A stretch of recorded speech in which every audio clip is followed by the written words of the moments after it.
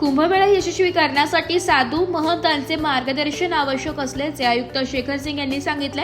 नाशिक त्र्यंबकेश्वर येथे 2027 मध्ये होणारा कुंभमेळा सुरक्षित, अपघातमुक्त व तंत्रज्ञान आधारित हरितकरणाच्या नियोजनासाठी साधू महंतांचे मार्गदर्शन महत्त्वाचे असल्याचे कुंभमेळा विकास प्राधिकरणाचे आयुक्त शेखर सिंग यांनी सांगितले।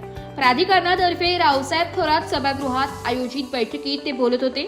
या बैठकीत साधू महंतांकडून विविध सुविधा व नियोजनाबद्दल सूचना करण्यात आल्या।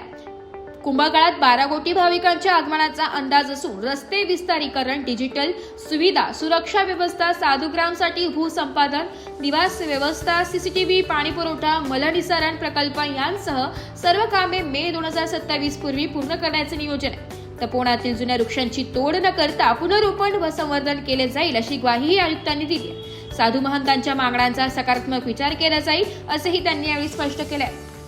ब्युरो रिपोर्ट, नाशिक लोकशाही न्यूज, नाशिक।